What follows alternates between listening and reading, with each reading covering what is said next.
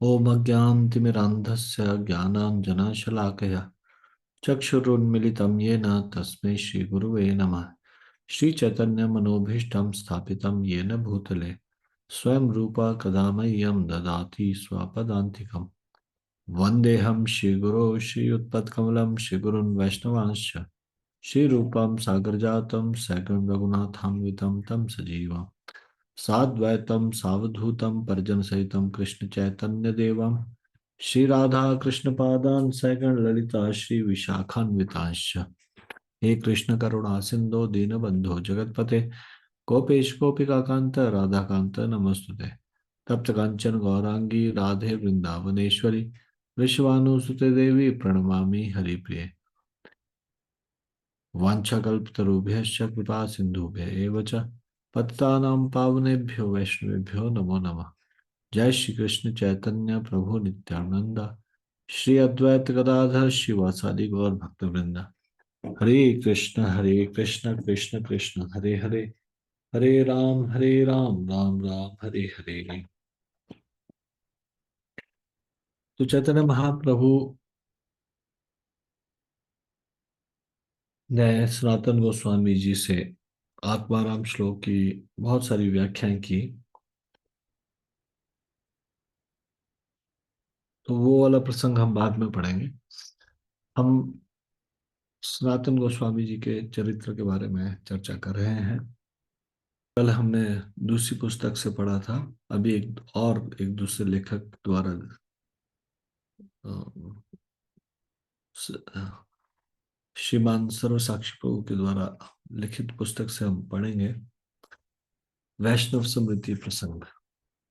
आत्माराम श्लोक की व्याख्या तथा श्रीमद् भागवत महिमा श्रवण के पश्चात हाथ जोड़कर सनातन गोस्वामी ने कहा, हे प्रभु, आपने मुझे वैष्णवों के कार्यकलापों के विषय में एक निर्देशिका स्मृति लिखने का आदेश दिया है। मैं अत्यंत नीच व्यक्ति हूँ, मुझे अच्छे आचरण का तनिक भी ज्ञान नहीं है।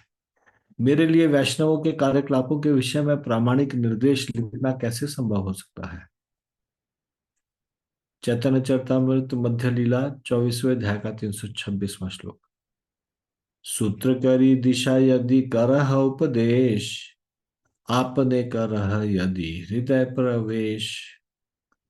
तब सनातन गोस्वामी ने महाप्रभु से निवेदन किया, कृपया आप स्वयं मुझे बताएं कि मैं वैष्णव आचरण के विषय में इस कठिन ग्रंथ को कैसे लिखें, कि मैं इस ग्रंथ को कैसे लिखूंगा।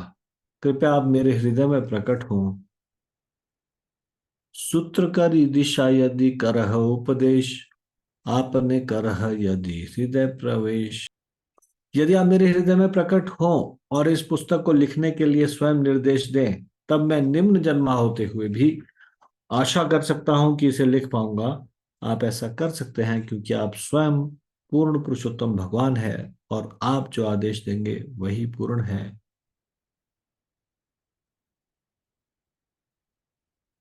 तो श्री चैतन्य चरितमृत की मध्य लीला के 24वें अध्याय के 326वें श्लोक के तात्पर्य में प्रभुपाद जी बताते हैं, वैष्णव साहित्य का लेखन सामान्य व्यक्तियों का कार्य नहीं है। वैष्णव साहित्य मानसिक कल्पना नहीं है। ये सब प्रामाणिक साहित्य है जो वैष्णव बनने वालों के मार्गदर्शन हेतु होते हैं। ऐसी परिस्थिति में कोई सामान्य व्यक्ति अपना मत नहीं दे सकता। उसके मत को सदैव वेदों के निर्णय के अनुरूप होना चाहिए। जब तक कोई व्यक्ति वैष्णव आचरण में पूर्णतः दक्ष न हो और श्रेष्ठ अधिकारी पूर्ण पुरुषोत्तम भगवान द्वारा अधिकार प्राप्त न हो, तब तक वह श्रीमद् भागवत तथा श्रीमद् भगवत गीता पर न तो टीकाएं लिखे न वैष्णव ग्रंथ लिखे। फिर श्री चैतन्य चरितमृत मध्य लीला 24वें अध्याय के 345वें श्लोक के तात्पर्य में कहा गया, कृष्ण तथा गुरु शिष्य परंपरा के आशीर्वाद के बिना आध्यात्मिक विषयों पर लिखना संभव नहीं है। महाजनों के आशीर्वाद ही व्यक्ति के अधिकार पत्र हैं। श्रेष्ठ जनों द्वारा अधिकृत किए बिना श्रेष्ठ आचरण तथा कार्यकलाप के विषय में लिखने का प्रयास नहीं होना चाहिए। इसकी पुष्टि भगवत गीता चौथे अध्याय के दूसरे श्लोक द्वारा होती है। एवं परंपरा प्राप्तम इमं राजर्ष यो विदु। हम्म। फिर इसी अध्याय में श्री चैतन्य चरितमृत के मध्य लीला के 24वें अध्याय में 328वें श्लोक में कहा गया है, प्रभु कहे जे करीते करीबा तुम्ही मन, कृष्ण से तुमा कराबे स्फुरन। श्री चैतन्य महाप्रभु ने उत्तर दिया, तुम जो भी करना चाहते हो उसे कृष्ण कृपा के बल पर सही सही कर सकोगे। वे वास्तविक तात्पर्य प्रकट कर देंगे। श्री चैतन्य महाप्रभु ने आगे कहा, चूंकि तुमने मुझसे संक्षेप रूपरेखा प्रदान करने के लिए कहा है, अतः इन कुछ संकेतों को सुनो। प्रारंभ में यह बताओ कि प्रामाणिक गुरु की शरण किस तरह ग्रहण करनी चाहिए। तुम्हारी पुस्तक में प्रामाणिक गुरु तथा प्रामाणिक शिष्य दोनों के लक्षण दिए जाने चाहिए। अब महाप्रभु स्पष्टता से बता रहे हैं कि तुमको पुस्तक लिखनी कैसे है ये, क्योंकि वो कह रहे हैं ना कि आपने निर्देश तो दे दिया, पर आप मुझे ये शक्ति भी दो, मैं लिख सकूं। हम्म। आप मेरे हृदय में प्रकट हो जाओ। अगर आप मेरे हृदय में प्रकट हो और इस पुस्तक को लिखने का स्वयं निर्देश दे, तब मैं निम्न जन्मा होते हुए आशा कर सकता हूं कि इसको लिख पाऊंगा। अब चैतन्य महाप्रभु उनको कुछ संकेत दे रहे हैं कैसे लिखना है ये वाला, जो महाप्रभु ने कहा है उनको लिखने के लिए। क्योंकि तुमने मुझसे संक्षेप रूपरेखा प्रदान करने के लिए कहा है, अतः कुछ संकेतों को सुनो। प्रारंभ में यह बताओ कि प्रामाणिक गुरु की शरण किस तरह ग्रहण करनी चाहिए। हम्म। तुम्हारी पुस्तक में प्रामाणिक गुरु तथा प्रामाणिक शिष्य दोनों के लक्षण दिए जाने चाहिए। तब गुरु स्वीकार करने के पूर्व मनुष्य गुरु की स्थिति के विषय में आश्वस्त हो सकता है। इसी तरह गुरु शिष्य की स्थिति के बारे में आश्वस्त हो सकता है। पूर्ण पुरुषोत्तम भगवान कृष्ण को आराध्य या सेव्य के रूप में वर्णित किए जाने किए जाने चाहिए, और तुम्हें कृष्ण, राम या भगवान के अन्य किसी अंश की पूजा के बीज मंत्र पर विचार करना चाहिए। तुम्हें मंत्र प्राप्त करने के लिए आवश्यक योग्यताएं, मंत्र की सिद्धि, मंत्र की शुद्धि, दीक्षा, प्रातःकालीन कर्म, भगवान का स्मरण, शुद्धता तथा मुख एवं शरीर के अन्य भागों की शुद्धता के विषय में चर्चा करनी चाहिए। तुम्हें यह वर्णन करना चाहिए कि प्रातःकाल नियमित रूप से भक्त किसी तरह अपने दांत साफ करे, स्नान करे, भगवान की स्तुति करे और गुरु को नमस्कार करे। तुम्हें इसका भी वर्णन करना चाहिए कि वह गुरु की सेवा कैसे करे और अपने शरीर के 12 स्थानों पर ऊर्ध्व पुंड्र तिलक लगाए, और वह अपने शरीर पर भगवान के पवित्र नामों को या भगवान के चिन्हों, चक्र, गदा आदि को कैसे अंकित करे। इसके बाद तुम्हें यह वर्णन करना चाहिए कि भक्त को किस तरह शरीर को गोपी चंदन से सजाना चाहिए, गले में कंठी माला पहनना, तुलसी के पौधे से तुलसी दल एकत्र करना, अपने वस्त्र तथा वेदी को स्वच्छ करना, अपना घर साफ करना, मंदिर जाना तथा किस तरह भगवान कृष्ण का ध्यान आकृष्ट करने के लिए घंटा बजाना चाहिए। इसके उपरांत तुम शिव विग्रह की पूजा का भी वर्णन करना हो, जिसमें दिन में कम से कम 5 बार कृष्ण को भोजन अर्पित किया जाए। 5 बार। हम्म। अब आप सोच लो, अगर राधा कृष्ण जी की मूर्ति आप रखना चाहते हो, तो 5 बार भगवान को भोग लगना चाहिए। कृष्ण को निश्चित समय में सुलाया जाए, ऐसे नहीं किसी दिन जल्दी किसी दिन लेट, रोज एक ही समय में। तुम 5, 16 या 50 वस्तुओं की सूची के अनुसार भगवान की पूजा तथा आरती करने की विधि का भी वर्णन करना। उसमें अर्चा विग्रह तथा शालिग्राम शिला के लक्षणों की विवेचना हो। मंदिर में अर्चा विग्रहों के दर्शन तथा वृंदावन, मथुरा तथा द्वारका पवित्र स्थानों की यात्रा करने की भी व्याख्या हो। तुम भगवान की महिमा का वर्णन करना और यह भी लिखना कि भगवान जपते समय होने वाले अपराधों का सावधानी पूर्वक त्याग करना चाहिए। चैतन्य महाप्रभु बोल रहे हैं। तुम्हें वैष्णव के लक्षणों का वर्णन करना चाहिए। अर्चा विग्रह की पूजा करते समय होने वाले सभी प्रकार के अपराधों, सेवा अपराध को त्याग देने या उन्हें निष्प्रभावी करने की भी विवेचना होनी चाहिए। पूजा सामग्री यथा जल, शंख, फूल, धूप, अगरबत्ती तथा दीपक का वर्णन किया जाए। तुम धीरे धीरे जप करने, स्तुति करने, प्रदक्षिणा करने तथा नमस्कार करने का भी उल्लेख करना, इन सब का ठीक से वर्णन करना।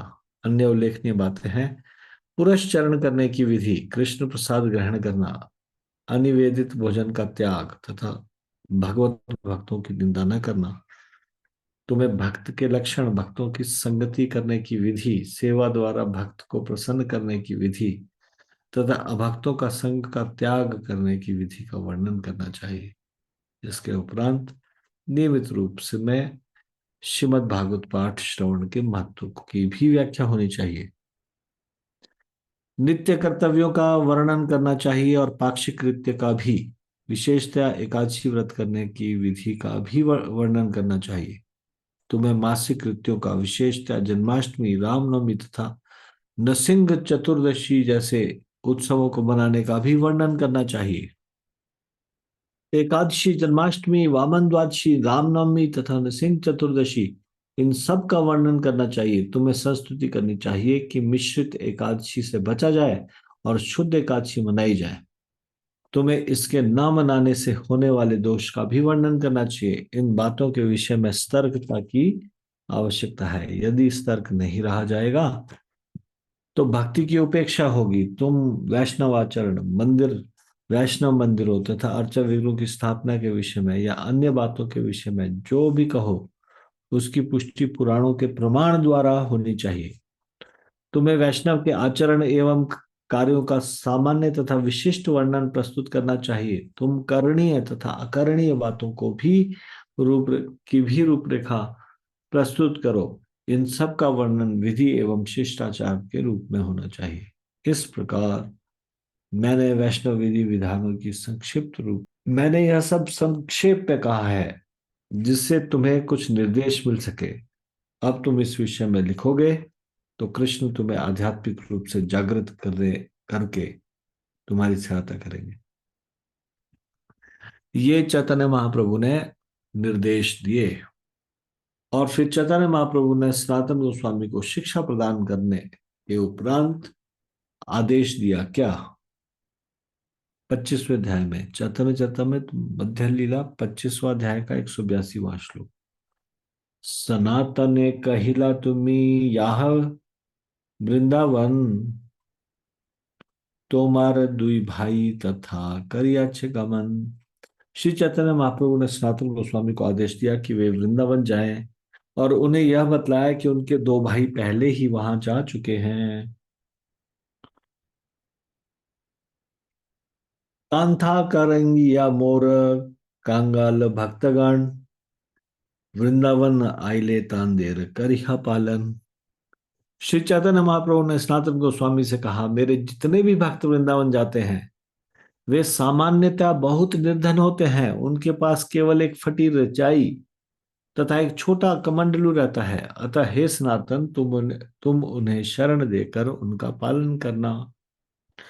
श्री चैतन्य महाप्रभु के चरण चिन्हों पर चलकर, प्रभुपाद जी लिखते हैं ये तात्पर्य में, इसी श्लोक के तात्पर्य में, श्री चैतन्य महाप्रभु के चरण चिन्हों पर चलकर हमने वृंदावन तथा नवद्वीप मायापुर में यूरोप तथा अमेरिका से आने वाले विदेशी भक्तों को आश्रय देने के लिए मंदिरों का निर्माण कराया है। जब से हरे कृष्ण आंदोलन प्रारंभ हुआ है, अनेक यूरोपियन तथा अमेरिकी वृंदावन का भ्रमण करने आते रहते हैं रहे हैं, किंतु वहां किसी भी आश्रम या मंदिर ने उनका उचित स्वागत नहीं किया। अंतरराष्ट्रीय कृष्ण भावनामृत संघ का उद्देश्य ही है कि उन्हें आश्रय देना तथा उन्हें भक्ति में प्रशिक्षित करना। भारत के आध्यात्मिक जीवन को समझने के इच्छुक अनेक पर्यटक भी भारत आना चाहते हैं।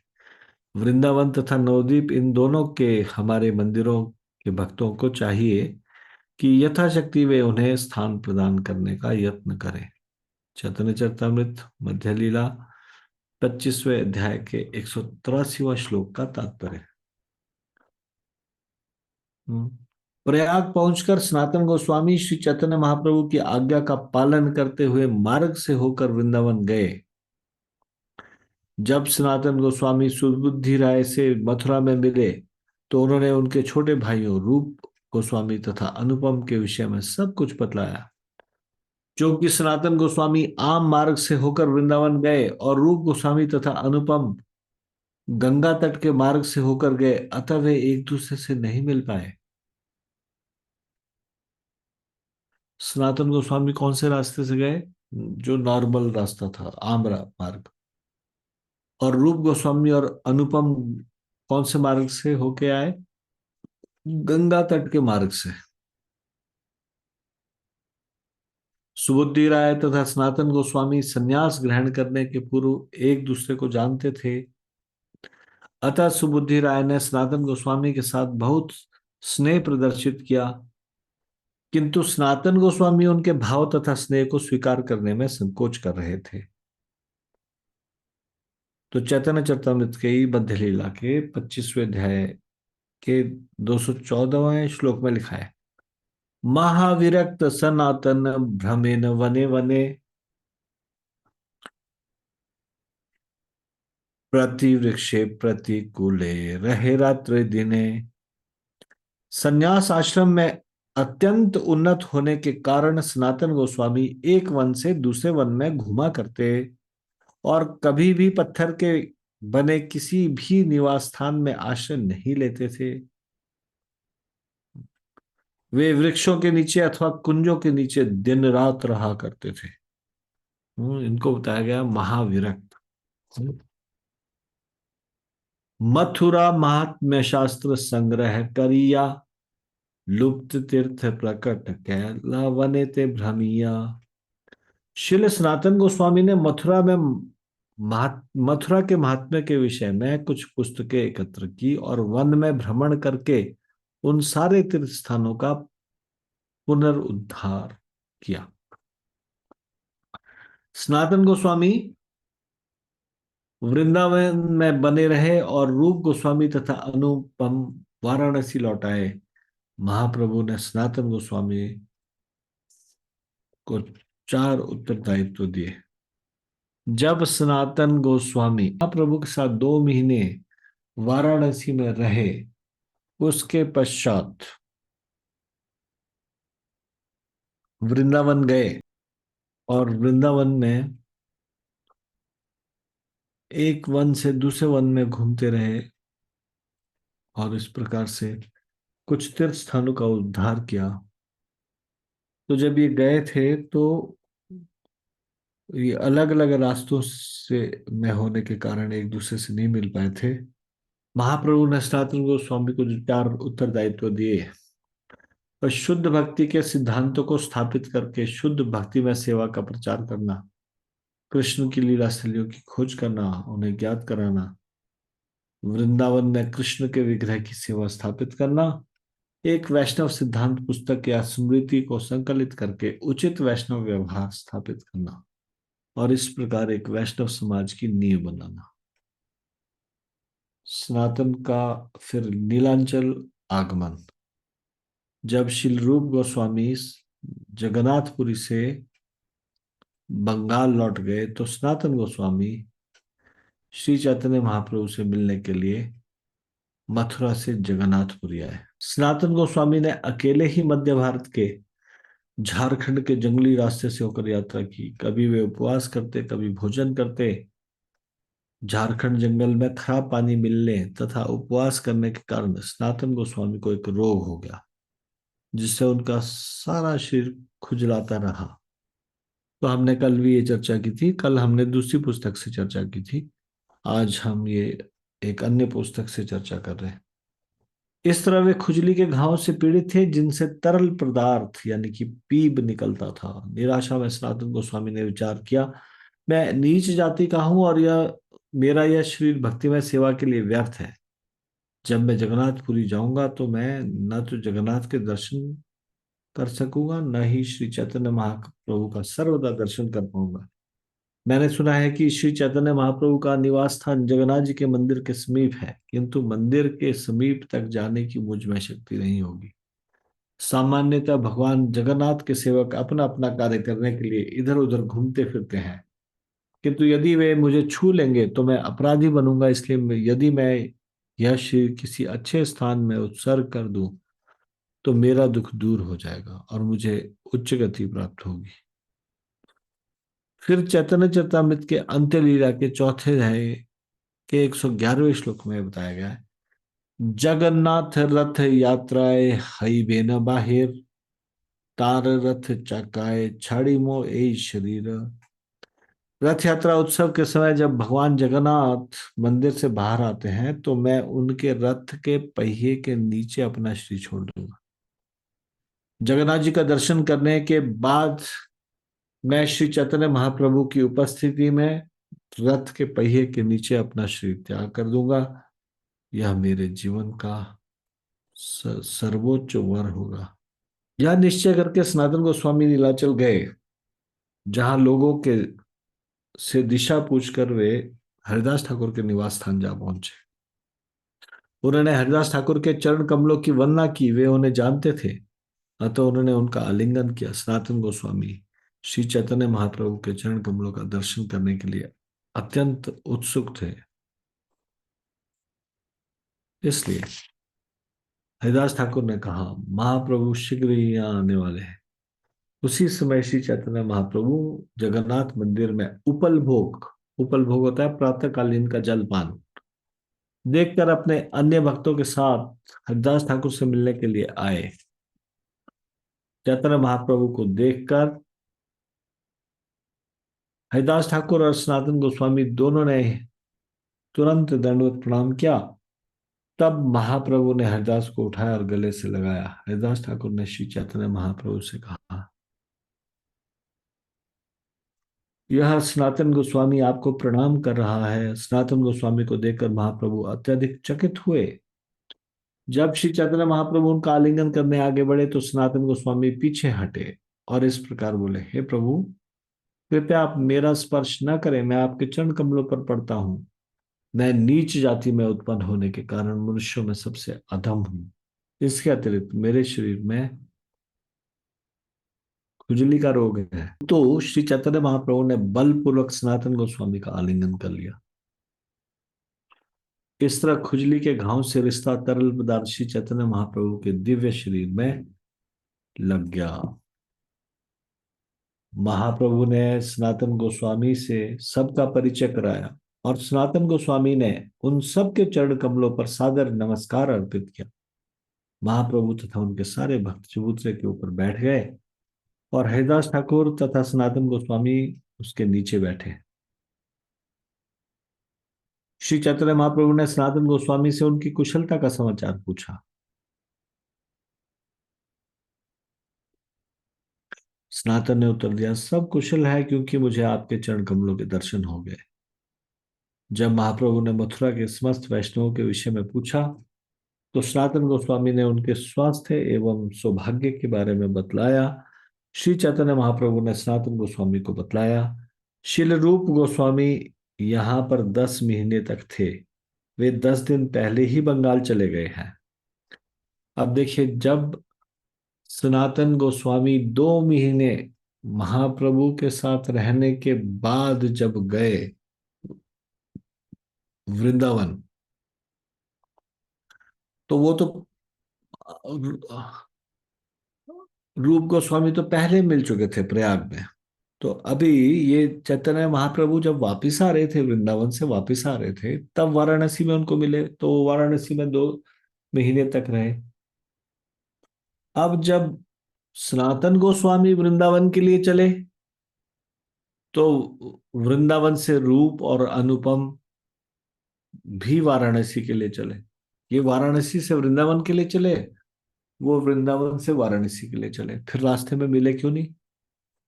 क्योंकि सनातन गोस्वामी तो मुख्य मार्ग से जा रहे थे और वो लोग गंगा जी के मार्ग से जा रहे थे।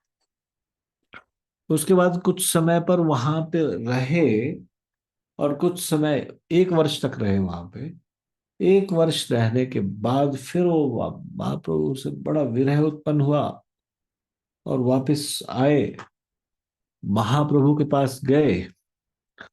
अब जब महाप्रभु के पास गए तो उससे पहले 10 दिन पहले तक वो वहीं थे। कौन? रूप गोस्वामी। और 10 दिन पहले ही वहां से निकले थे। अब जब सनातन गोस्वामी वहां पहुंचे तो उनको वो नहीं मिले, पहले भी नहीं मिले, बाद में भी नहीं मिले। महाप्रभु ने बताया उनको, पहले सबके हालचाल पूछे और फिर कहा कि रूप गोस्वामी यहाँ पर 10 महीने तक थे, फिर 10 दिन पहले बंगाल गए। तुम्हारा भाई अनुपम अब नहीं रहा, ये भी बताया। रूप गोस्वामी और सनातन गोस्वामी, सॉरी, रूप गोस्वामी और अनुपम गोस्वामी आए थे ना वृंदावन से, और वो जगन्नाथपुरी महाप्रभु के पास आए थे। लेकिन सनातन गोस्वामी को ये पता नहीं था, अनुपम गोस्वामी शरीर छोड़ चुके रास्ते में, ये अभी जीवित नहीं थे। तो सनातन गोस्वामी को उन्होंने कहा, तुम्हारा भाई अनुपम अब नहीं रहा। वह एक उत्तम भक्त था जिसका रघुनाथ जी में दृढ़ विश्वास था। रघुनाथ मतलब भगवान रामचंद्र में दृढ़ विश्वास था। सनातन गोस्वामी ने कहा, मैं निम्न कुल में उत्पन्न हुआ क्योंकि मेरा परिवार सभी प्रकार के अधार्मिक कार्य करता है जिनसे शास्त्र के आदेशों का उल्लंघित होता है। हे प्रभु, आपने मेरे परिवार से घृणा किए बिना मुझे अपने सेवक के रूप में स्वीकार किया है। केवल आपकी कृपा द्वारा ही मेरे परिवार में मंगल ही मंगल है। मेरा छोटा भाई अनुपम अपने बचपन से ही रघुनाथ भगवान रामचंद्र का महान भक्त था और वह अत्यंत दृढ़ता पूर्वक से उनकी पूजा करता था। वह सदैव रघुनाथ के पवित्र नाम का कीर्तन करता था और उन्हीं का ध्यान करता था। वह निरंतर रामायण से मां भगवान की लीलाओं के विषय में सुनता था और उन्हीं का कीर्तन करता था। रूप तथा मैं उसके बड़े भाई हैं। वह लगातार हमारे साथ रहा। वह हमारे साथ श्रीमद् भागवत तथा कृष्ण विषयक बात वार्ताएं सुनता था और दोनों उसकी परीक्षा लिया करते थे। कौन दोनों?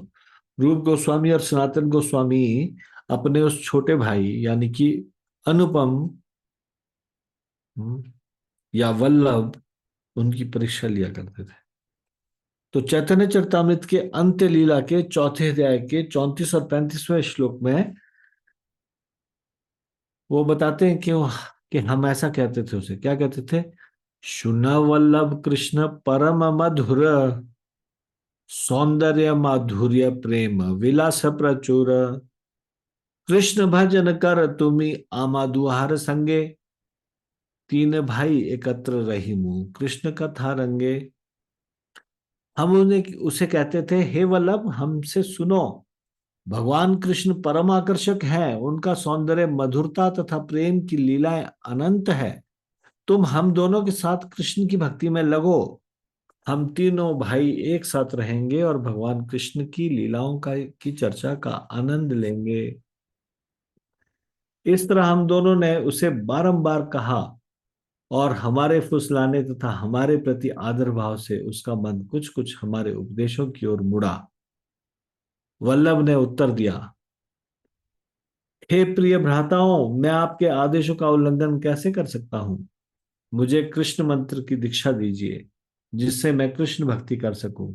यह कहकर रात में वह सोचने लगा, मैं किस तरह भगवान रघुनाथ के चरण कमलों को छोड़ पाऊंगा। वह रात भर जागता रहा और रोता रहा। प्रातःकाल वह हमारे पास आया और इस प्रकार निवेदन करने लगा। ये चैतन्य चरितामृत के अंत्य लीला के चौथे अध्याय के 40वें श्लोक से 42वें श्लोक तक बताया गया है। तो उसमें बताया गया है कि वो कहते हैं, रघुनाथेर पाद पद में वेची आछो माथा, काढ़ीते ना पारो माथा, पाए बड़ व्यथा, कृपा करी मोरे आज्ञा, देह दुई जन, जन्म जन्म सेवो रघुनाथेर चरण, रघुनाथेर पाद पद्म छाड़ा न आए, छाड़ी बार मन हेले प्राण फाटी जाए।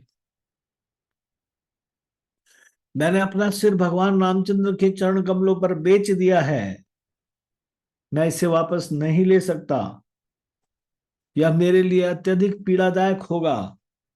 आप दोनों मुझ पर कृपालु हो और इस तरह आज्ञा दें कि मैं जन्म जन्मांतर भगवान रघुनाथ के चरण कमलों की सेवा कर सकूं। मेरे लिए भगवान रघुनाथ के चरण कमलों को छोड़ पाना असंभव है। जब मैं उनको छोड़ने के लिए सोचता भी हूं तो मेरा हृदय विदीर्ण हो जाता है। यह सुनते हम दोनों ने उसका आलिंगन किया और उसे यह कहकर प्रोत्साहित किया, तुम महान संत भक्त हो, क्योंकि भक्ति में तुम्हारा संकल्प दृढ़ है। इस तरह हम दोनों ने उसकी प्रशंसा की। हे प्रभु, आप जिस वंश पर लेश मात्र भी कृपा करते हैं वह सदैव भाग्यशाली होता है, क्योंकि ऐसी कृपा से सारे कष्ट लुप्त हो जाते हैं।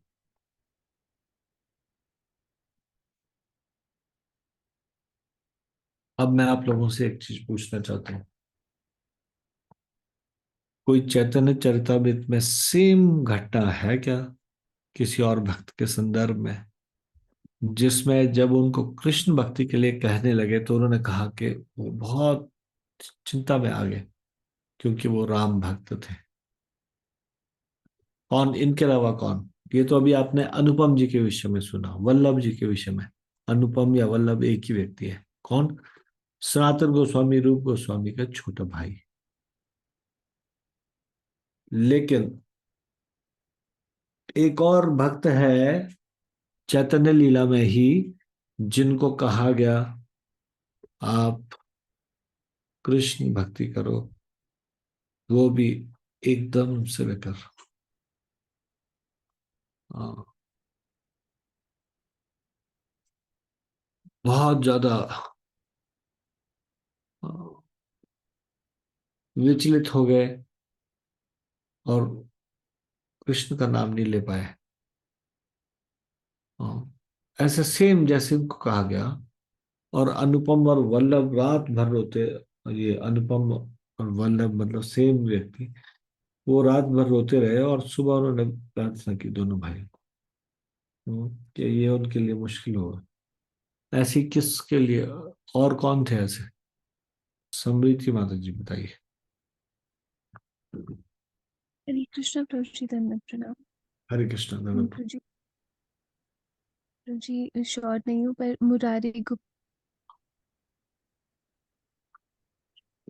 हाँ, बाकी शक्तिमती माता जी आपका भी यही उत्तर था?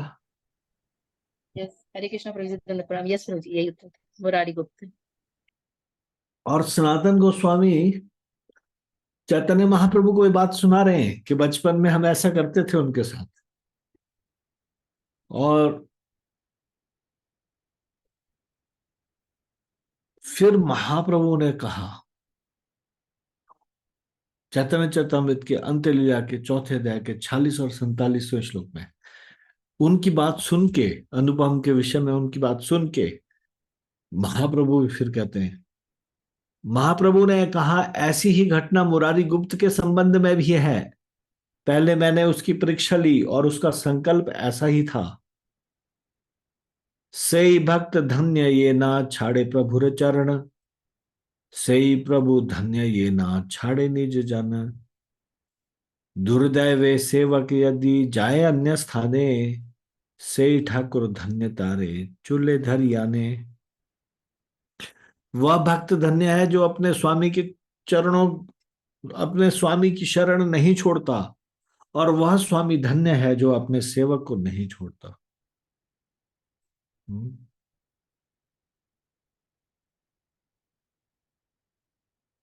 यदि संयोगवश सेवक सेवा से नीचे गिर जाता है और अन्यत्र चला जाता है तो वह स्वामी धन्य है जो उसके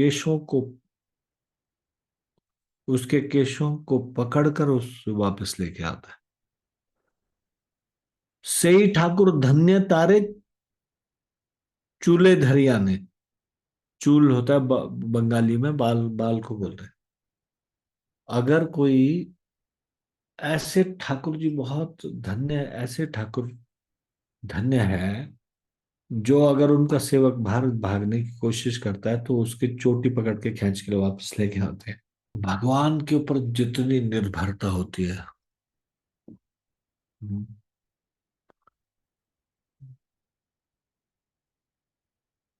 वैष्णवों की कृपा, भगवान की कृपा से यदि वो भक्ति छूट भी जाए कभी, भगवान अंत में उसको स्मरण दिलाते हैं अपना। भक्ति नहीं छोड़ने देते उसको। भक्ति नहीं छोड़ने देते। इससे संबंधित एक सत्य घटना मैं बताना चाहता हूँ, और सत्य घटना इस प्रकार से है। एक प्रभुपाद जी के शिष्य थे। प्रभुपाद जी के गोलोक गमन के बाद उन्होंने भक्तों का संग छोड़ दिया। प्रभुपाद जी की बड़ी सहायता की थी, लेकिन भक्तों का संग छोड़ दिया और ऐसी भक्तों से दूर रहने लगे। लेकिन अपना कृष्णा कॉन्शियस प्रैक्टिस करते थे, हरिनाम का जप करते थे। तो जब उनका अंतिम समय नजदीक आया, जब मृत्यु का समय नजदीक आया, तो उनका कोई परिवार का कोई व्यक्ति वहां पे बचा नहीं था। तो आस पड़ोसियों ने देखा कि ये व्यक्ति तो अब मरणासन है, कभी भी मर सकता है। उन्होंने पहले टेलीफोन डायरेक्टरी होती थी, टेलीफोन डायरेक्टरी में ढूंढा, किसी तरह से हरे कृष्ण वालों को ढूंढा, और उसके बाद फिर उनको सूचना दी कि ये हमारे पड़ोस में है, अभी इनकी स्थिति बहुत खराब है और आप इन्हें आके देख लीजिए। तो उन्होंने सोचा अच्छा हमारे भक्तों में से कोई है, कौन है? तो वो लोग आए देखने के लिए, और देखा कि अरे ये तो प्रभुपाद जी का शिष्य है पुराना। और उसके बाद उनको ले गए मंदिर, और मंदिर में सब लोगों के बीच में, भगवान के भजन के बीच में भक्ति करते हुए उन्होंने इस संसार से प्रस्थान किया। तो भगवान इस तरह से व्यवस्था कर देते हैं, जिसने थोड़ी भी सेवा की हो गुरु की या भगवान की, और निष्ठा से की हो, भगवान उसको याद रखता है। अंतिम समय में भगवान ने ही प्रेरणा दी पड़ोसियों को कि हरे कृष्ण वालों को फोन करें। हरे कृष्ण वाले आए, उनको ले गए, और भगवान का स्मरण करते करते, भगवान का चिंतन करते करते उन्होंने वहां पे शरीर छोड़ा भक्तों के बीच में। ऐसे ही एक घटना और है, और वो हिमाचल से संबंधित घटना है। प्रभुपाद जी बहुत एंग्जाइटी में थे कि वृंदावन का जो कृष्ण बलराम मंदिर है, आप सब लोगों ने देखा है ना कृष्ण बलराम मंदिर। तो वृंदावन का जो मंदिर है उसके लिए प्रभुपाद जी डीटीज के मामले में कॉम्प्रोमाइज नहीं करना चाहते थे। प्रभुपाद जी ने इंस्ट्रक्शन दी, राधा रानी के चेहरे पे मासूमियत नजर आनी चाहिए, भोली भाली सी राधा रानी का चेहरा होना चाहिए, उनका इस प्रकार का पोस्चर होना चाहिए, इस प्रकार से हाथ आगे होना चाहिए उसमें। ऐसे करके उन्होंने पूरा डिस्क्रिप्शन दिया। प्रभुपाद जी एक चीज पे बल देते थे, और वो ये था,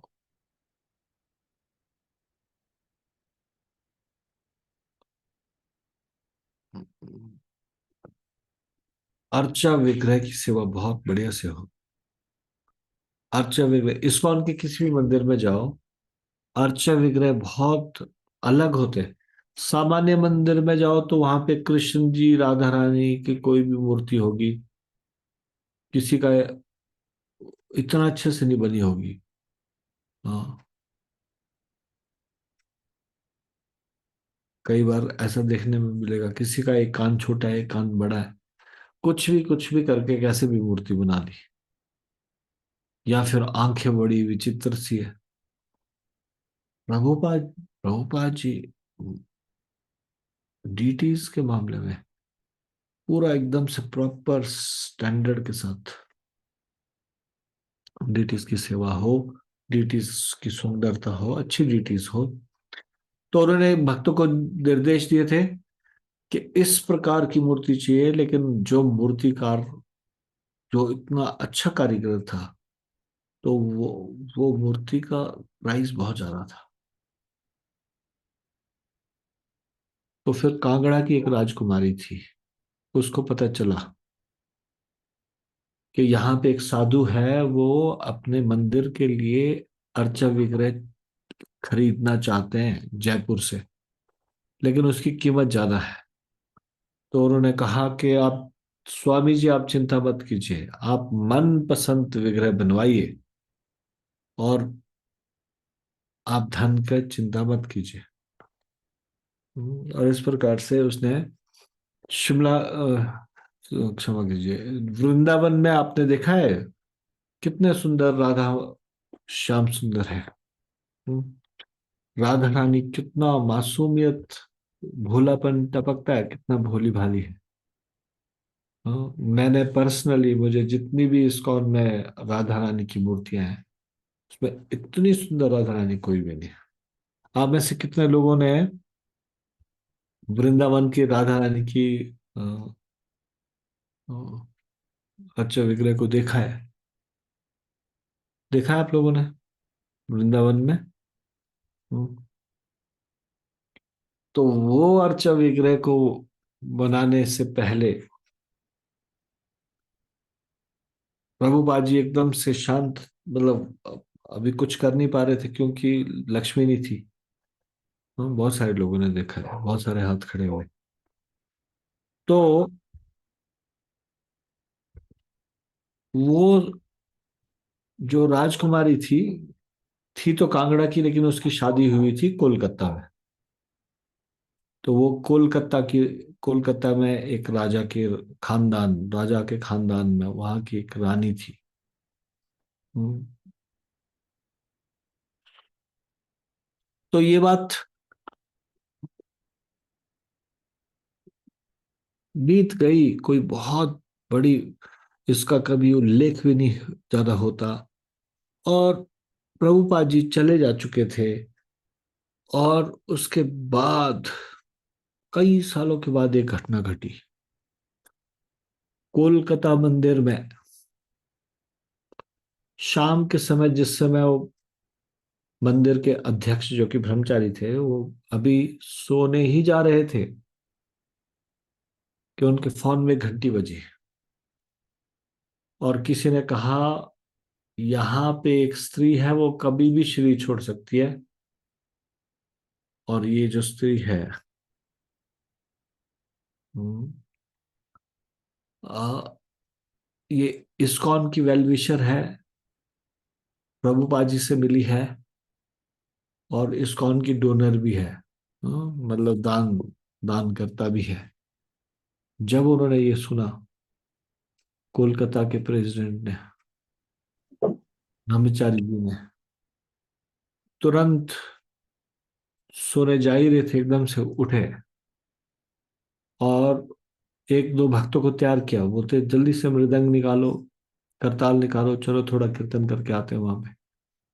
और फिर आनन फानन में जो कोई फोटो फ्रेम दिखाई दी, वो फोटो फ्रेम उठाई और चले गए।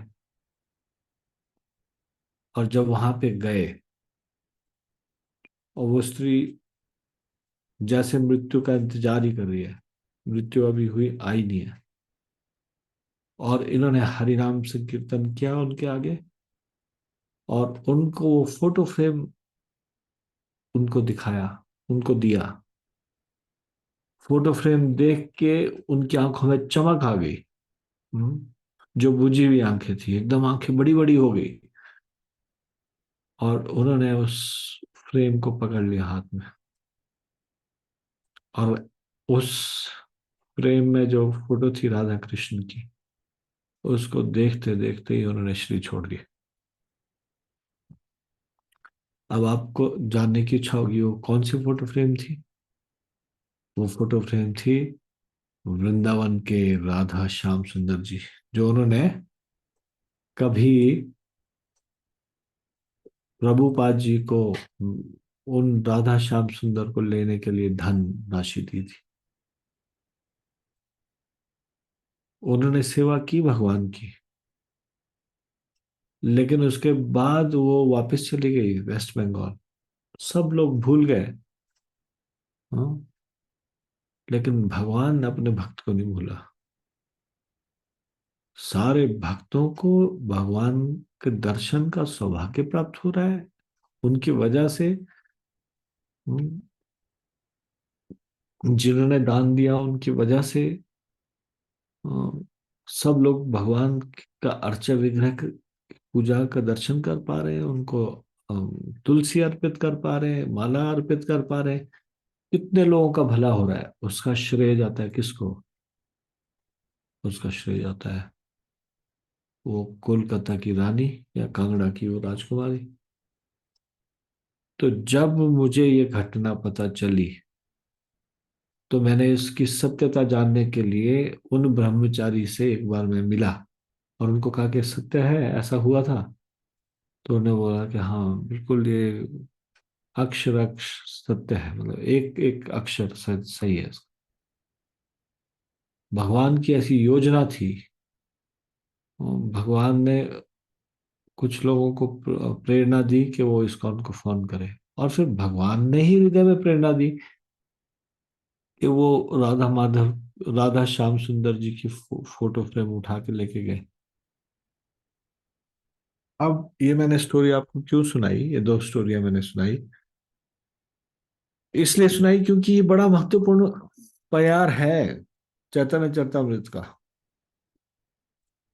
सई भक्त धन्य जे ना छाड़े प्रभुर चरण। एक भक्त को कैसा होना चाहिए, चाहे जीवन में कितनी भी विपत्तियां आ जाए, चाहे कितनी भी जिम्मेवारियां आ जाए, लेकिन भगवान के चरणों को नहीं छोड़ना। भगवान के चरणों को कभी भक्त नहीं छोड़ता। हम्म, कैसी भी विपत्ति आ जाए, कुछ भी क्यों ना हो जाए।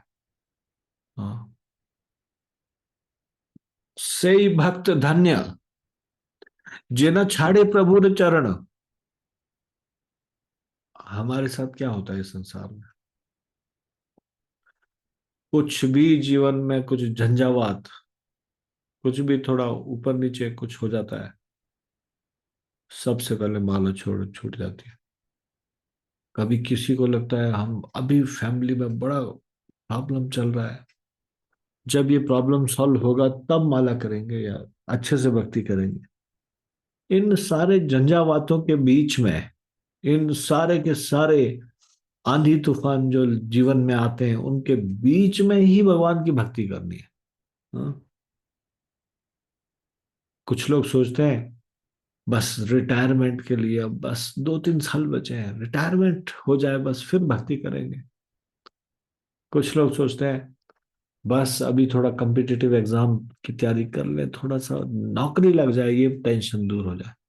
ये टेंशन दूर हो जाए, ये खत्म हो जाए, फिर भक्ति करेंगे।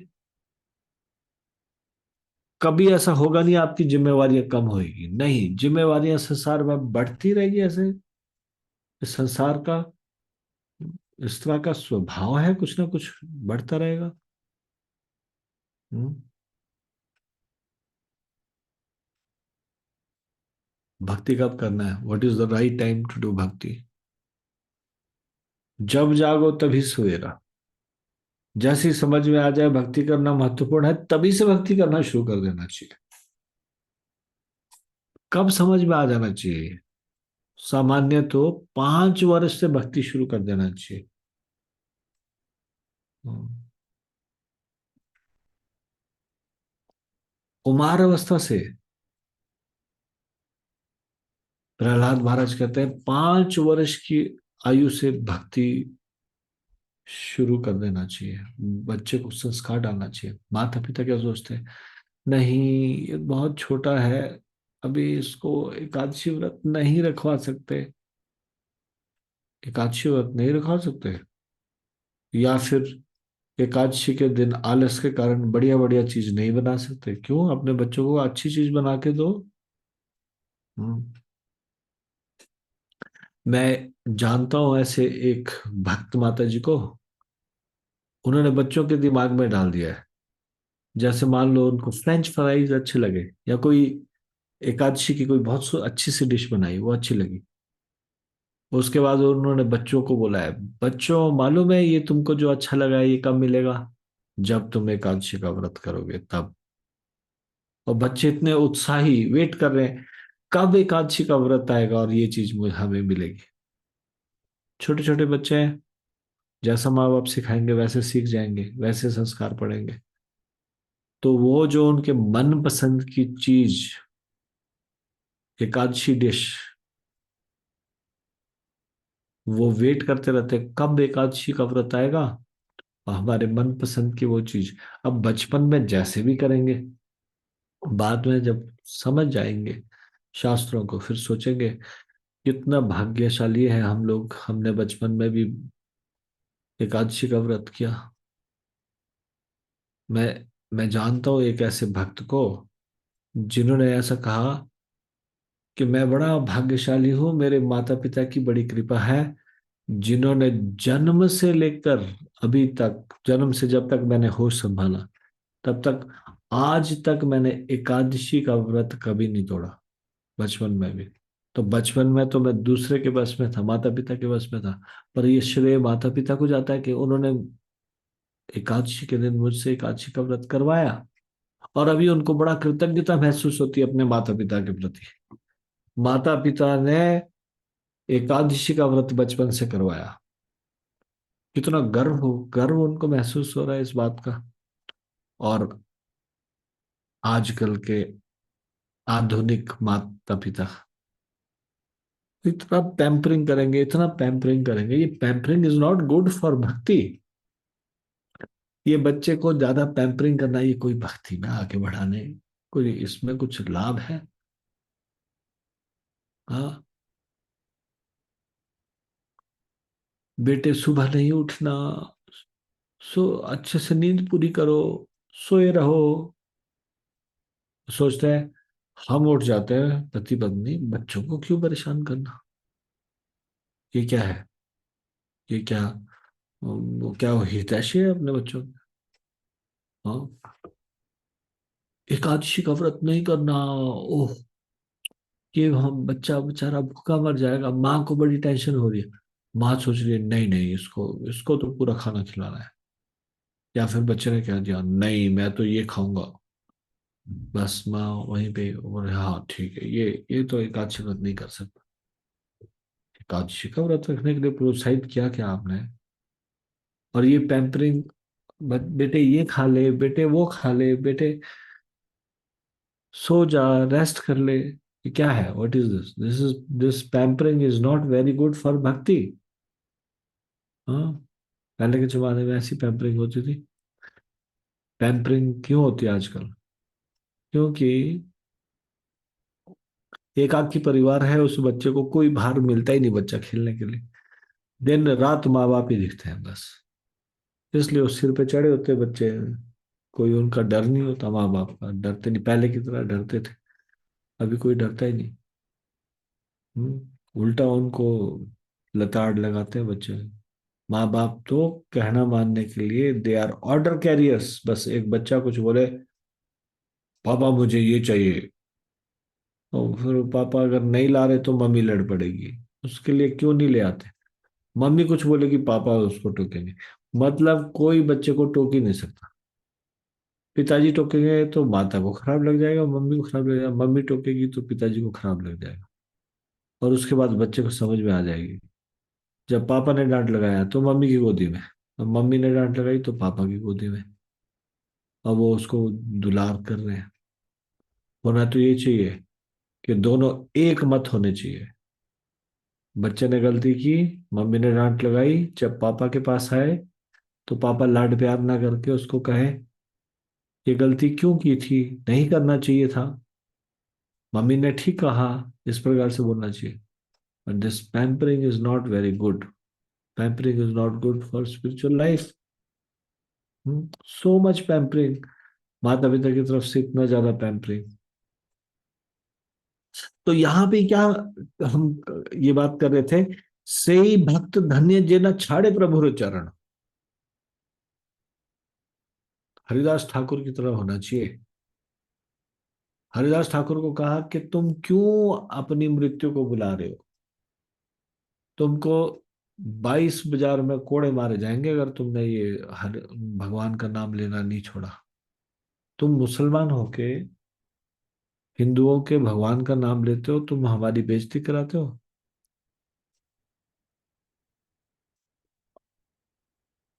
हरिदास ठाकुर ने एक बात भी नहीं सुनी उनकी। और क्या उन्होंने कहा, खंड खंड भी यदि ये मेरे शरीर के कर दोगे तब भी ये हरिनाम मेरे मुख से नहीं छूटेगा। और फिर क्रोध में काजी बोलता है उसको, इसके शरीर के टुकड़े टुकड़े कर दो, उसको 22 बाजार में कोड़े मारो जब तक कि ये मूर्छित होके मर नहीं जाता, गिर नहीं जाता। इतने कोड़े मारे, इतने कोड़े मारे, लेकिन उनके कोड़े बाल भी बांका नहीं कर सके। फूल की तरह लगते थे उनको। हरिदास ठाकुर को ऐसा महसूस होता था जैसे किसी ने फूल फेंका। भगवान ने अपने शरीर में वो सारे कोड़े ले लिए। हाँ, तो हरिदास ठाकुर की जैसी इतनी दृढ़ता थी कि नहीं, मैं भगवान के चरणों को नहीं छोड़ूंगा, चाहे मेरे शरीर का खंड खंड हजारों टुकड़े भी क्यों ना कर दिए जाए।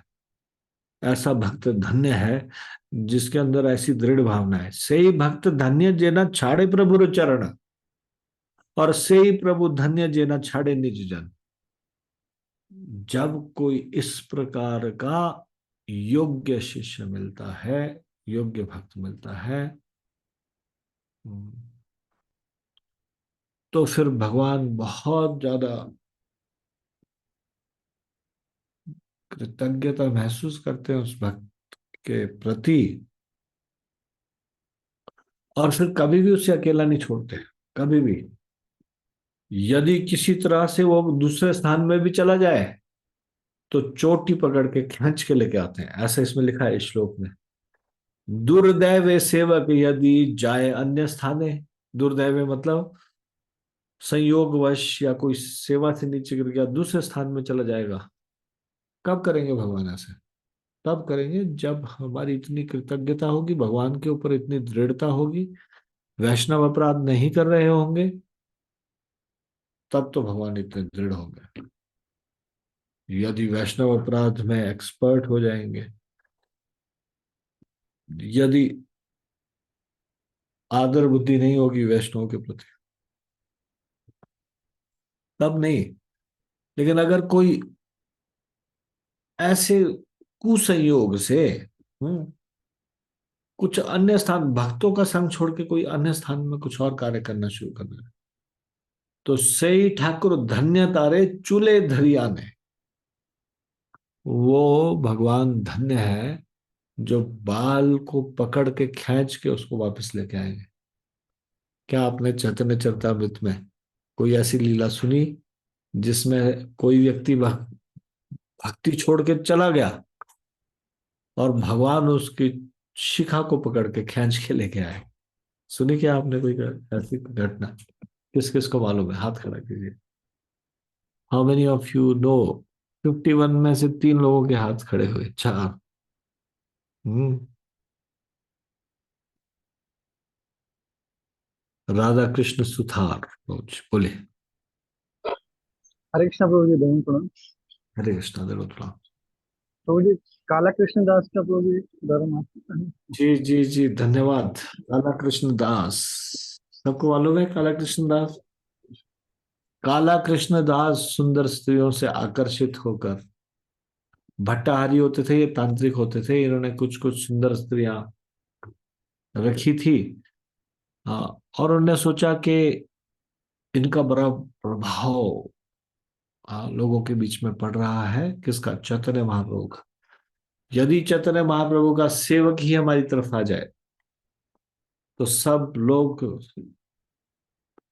के बीच में इनका अपमान हो जाएगा। तो उन्होंने इस प्रकार से काला कृष्ण पर को इस तरह से लुभाना शुरू कर दिया, और काला कृष्ण दास उनके चंगुल में आ गया। वो महाप्रभु को छोड़ के, ये खाना बदोश लोग होते थे। खाना बदोश लोग मतलब होता है जो आज कहीं पे है कल कहीं पे है, उनका डेरा डंडा साथ में उठ जाता है। हाँ, थोड़ा जिप्सी, अंग्रेजी में बोलते हैं जिप्सी, या घुमंतू लोग। हाँ, जो जो ट्रैवल करते रहते हैं, कहीं कहीं पे होते हैं। क्या बोलते हैं ऐसे लोगों को क्या बोलते हैं? आप लोगों को कोई और शब्द मालूम है? खाना बदोश प्रभु जी। हाँ, खाना बदोशी, वो तो मैंने बोल दिया। हरे हाँ, हरे कृष्ण प्रभु जी, पंडित मंत्री जाति के भी बोलते हैं प्रभु प्रभु जी जी। ने बताया एक जगह, एक राधा कृष्ण प्रभु ने लिख के दिया, बंजारा, बंजारे। हाँ, ऐसा भी कह सकते हैं, बंजारे, जिनका कोई घर बार नहीं। पर ये थे तांत्रिक, और ये तंत्र मंत्र जानते थे, और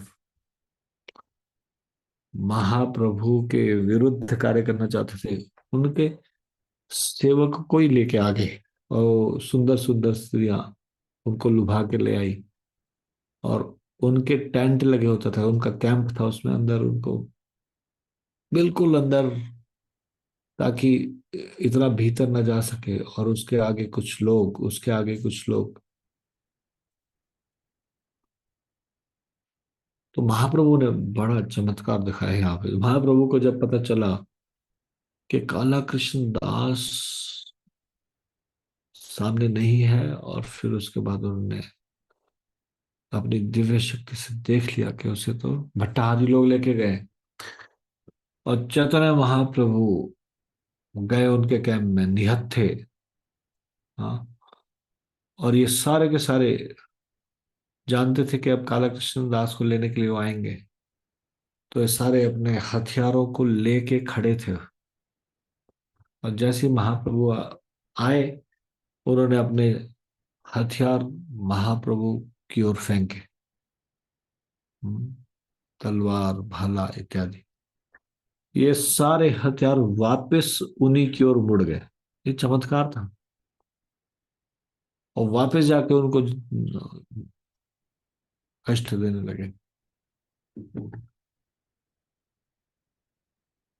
फिर उसके बाद चैतन्य महाप्रभु ने एकदम से चक्र का आह्वान किया, और चक्र को उंगली में वो एकदम से बुला लिया, और उसके बाद भीतर गए, और सबसे भीतर वो एकदम से कांप रहा था। कौन? काला कृष्ण दास। उसकी चोटी को पकड़ा जोर से, और उसको चोटी को पकड़ के खींच के उसको लेके आया वापस। वापस आने के बाद चोटी खिंचाई हुई जो चोटी की, उससे उसकी बुद्धि टिकाने में आ गई। हाँ, महाप्रभु के चरणों में गिर पड़ा, क्षमा मांगने लगा, मेरी बुद्धि खराब हो गई थी, आपकी बड़ी कृपा है। फिर जब यात्रा होती है पूरी महाप्रभु की, और जब महाप्रभु वापस आते हैं, तो नित्यानंद जी ने अपने सेवक को भेजा था। वो वास्तव में था नित्यानंद जी का सेवक, चैतन्य महाप्रभु का सेवक नहीं था। चैतन्य महाप्रभु की सेवा के लिए भेजा था। और फिर उसके बाद काला कृष्ण दास को उनके सामने रख के बोलते हैं, ये रहा आपका काला कृष्ण दास। आज के बाद मेरी इसे देखने की कोई जिम्मेवारी नहीं। भेजा तो था काला कृष्ण दास को कि चैतन्य महाप्रभु को देखते रहना है, कब वो भावावेश में आ जाते हैं, कब अचेत होके गिर जाते हैं। उल्टा हो गया वो, महाप्रभु उल्टा उसका ध्यान रखते थे। ये जब से वो भट्टारियों के चक्कर में पड़ा था। हम्म। तो भक्त धन्य है जो स्वामी की शरण नहीं छोड़ता, और वह स्वामी धन्य है जो अपने सेवक को नहीं छोड़ता। और फिर यदि संयोगवश सेवक सेवा से नीचे गिर जाता है, अन्यत्र चला जाता है, तो वह स्वामी धन्य है जो उसके केशों को पकड़कर वापस लाता है। हम्म। श्री चैतन्य महाप्रभु ने कहा, यह अच्छा हुआ कि तुम यहाँ आ गए। अब इस कमरे में हरिदास ठाकुर के साथ रहो। तुम दोनों ही इस कृष्ण भक्ति के रसों को समझने में दक्ष हो। कौन कह रहे हैं? महाप्रभु कह रहे हैं। किन दोनों को? सनातन गोस्वामी और हरिदास ठाकुर। तो यहाँ पे तुम दोनों को ऐसे कार्यों का तथा हरे कृष्ण महामंत्र का आस्वादन करते रहना चाहिए। यह कहकर श्री चैतन्य महाप्रभु उठे और चल दिए, तथा गोविंद के द्वारा उन्होंने उनके खाने के लिए प्रसाद भेजा। इस तरह सनातन गोस्वामी श्री चैतन्य महाप्रभु की देखरेख में रहे। वे जगन्नाथ मंदिर के शिखर के चक्र को देखते और नमस्कार करते। जगन्नाथ मंदिर के शिखर के चक्र को देखना मतलब साक्षात जगन्नाथ जी को देखना। तो ये जानते थे कि अंदर तो वो जाएंगे नहीं, अपने को अछूत समझते हैं, तो वो दूर से ही चक्र को देखते थे और इस तरह से भगवान का दर्शन करते थे। चक्र को देख के नमस्कार करते थे, मतलब प्रणाम करते थे। श्री चैतन्य महाप्रभु प्रतिदिन इन दोनों महान भक्तों से भेंट करने जाते और कुछ काल तक उनके साथ कृष्ण कथाओं पर बातें करते।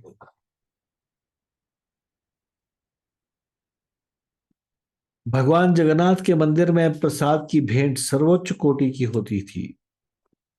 श्री चैतन्य महाप्रभु यह प्रसाद लाते और दोनों भक्तों को देते।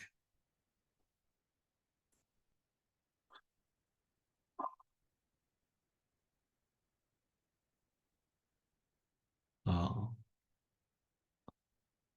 तब फिर ये प्रसंग भी यहाँ पे बताया गया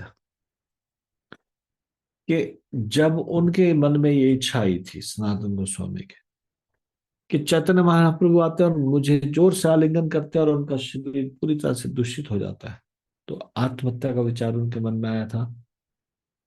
एक दिन महाप्रभु सनातन गोस्वामी से मिलने के लिए आए, तो वो एकदम से कहने लगे। ये भी चैतन्य चरितमृत के अंत्य लीला के चौथे अध्याय के 55 और 56वें श्लोक में बताया गया है। सनातन देह त्यागे कृष्ण जदि पाइये, कोटि देह क्षण के तबे छाड़िते पारिये। देह त्यागे कृष्ण ना पाई पाइये भजन, कृष्ण प्राप्तिर उपाय कौन नाही भक्ति बिने।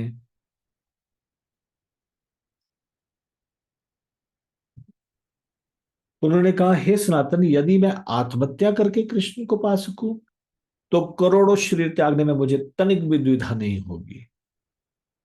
तुम जान लो कि मात्र शरीर त्यागने से कोई कृष्ण को प्राप्त नहीं कर सकता।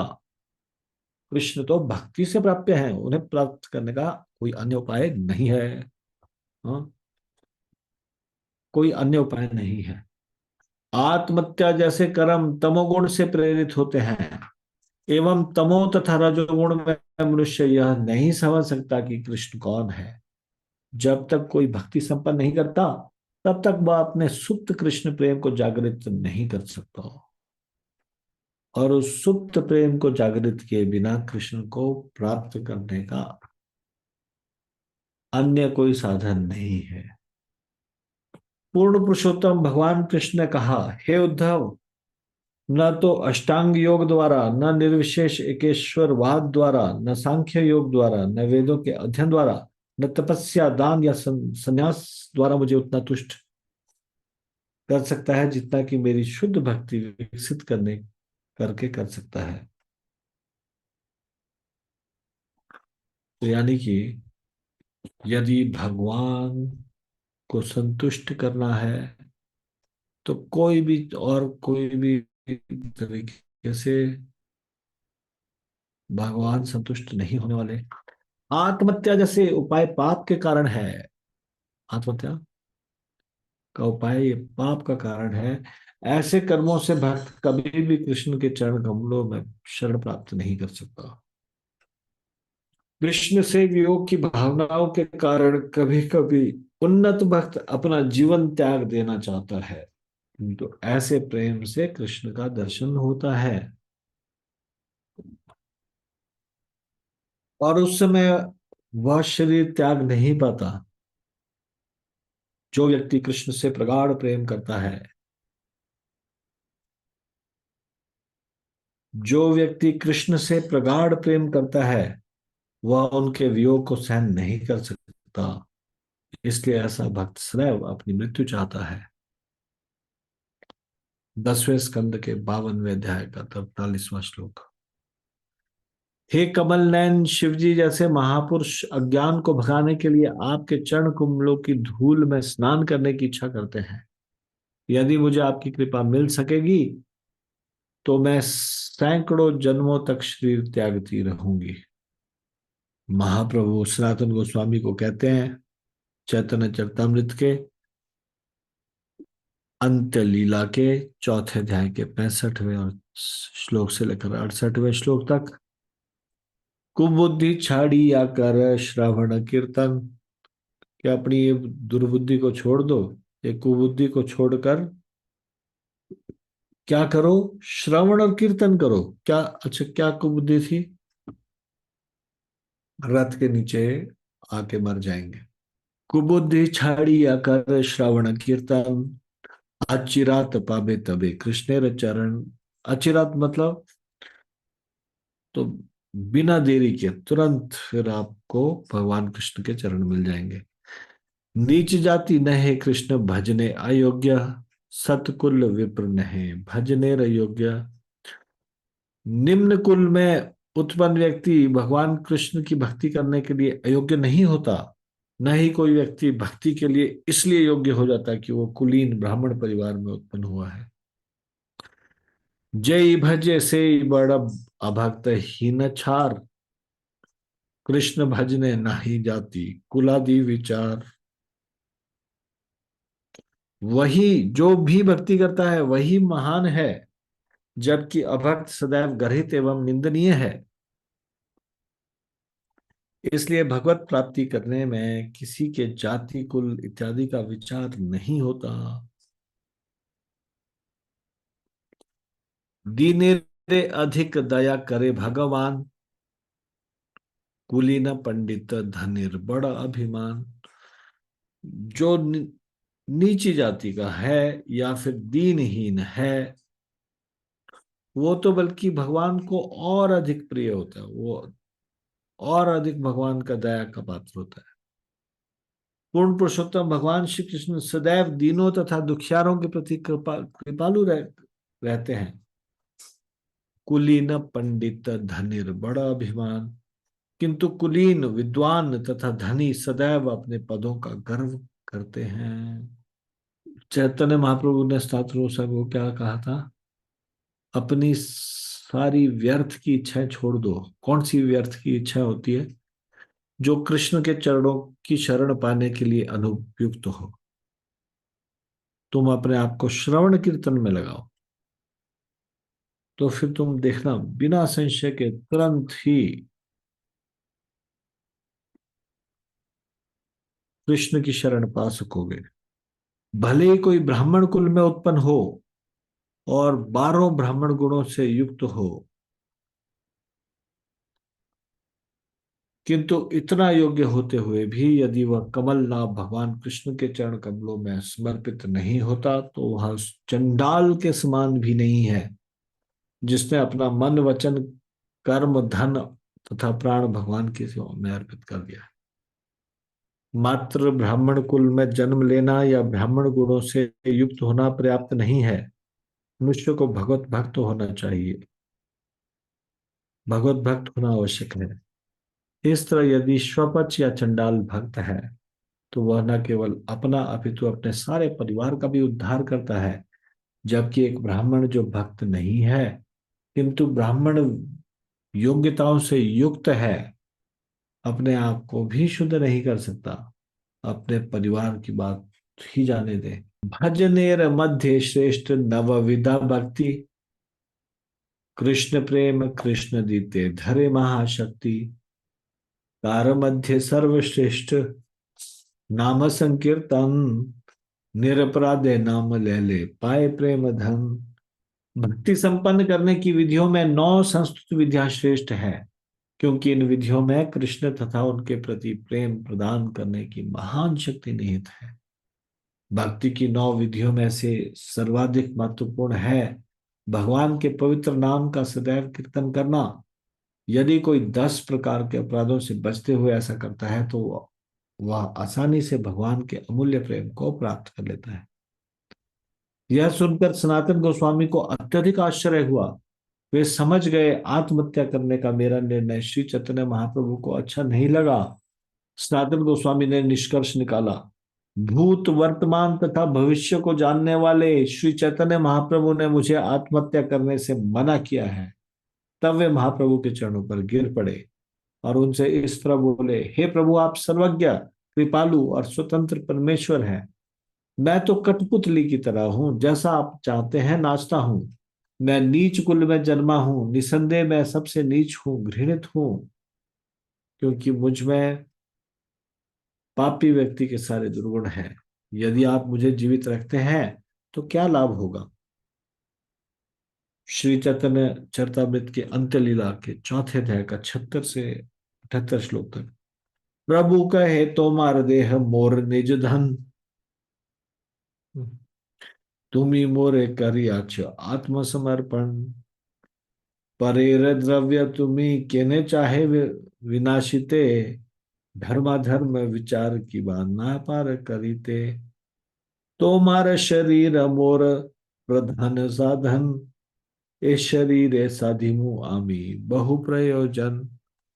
श्री चैतन्य महाप्रभु ने कहा, तुम्हारा शरीर मेरी संपत्ति है, तुम इसे पहले ही मुझको समर्पण कर चुके हो, इसलिए अब अपने शरीर पर तुम्हारा कोई अधिकार नहीं है। तुम दूसरे की संपत्ति को क्यों नष्ट करना चाहते हो।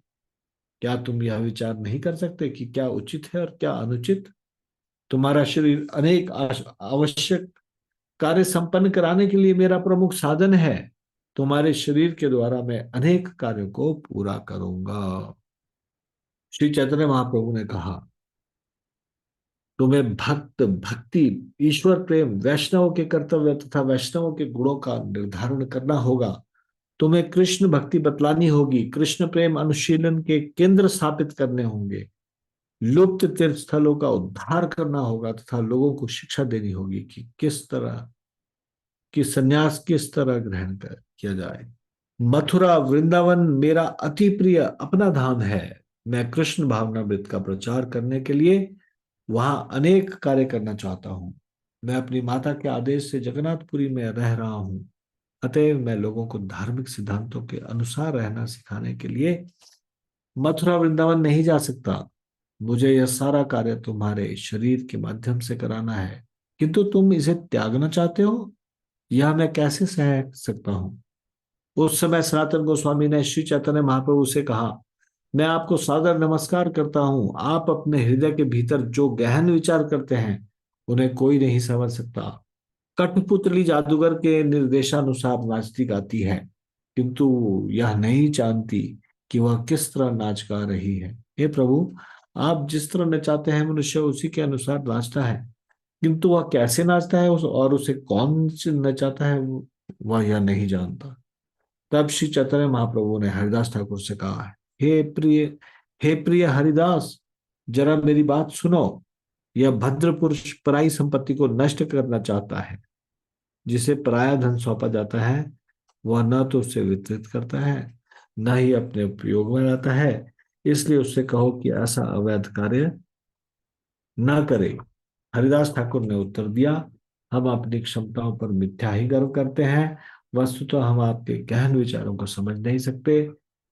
जब तक आप हमें बताते नहीं तब तक हम ना तो आपके अभिप्राय को समझ पाते हैं न ही यह कि किसके माध्यम से आप क्या कराना चाहते हैं। हे महोदय, क्योंकि आप जैसे महापुरुष ने सनातन गोस्वामी को स्वीकार कर लिया है, अतः वह अत्यधिक भाग्यशाली है। उसके समान भाग्यशाली कोई दूसरा नहीं हो सकता। इस तरह चैतन्य महाप्रभु ने हरिदास ठाकुर तथा सनातन गोस्वामी दोनों का आलिंगन किया, और जब दोपहर का कृत्य करने के लिए उठ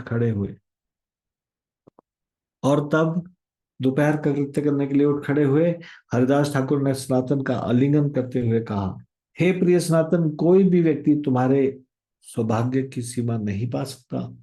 श्री चैतन्य महाप्रभु ने तुम्हारे शरीर को अपना व्यक्तिगत धन मान लिया है, अतएव तुम्हारे सौभाग्य की कोई तुलना नहीं कर सकता।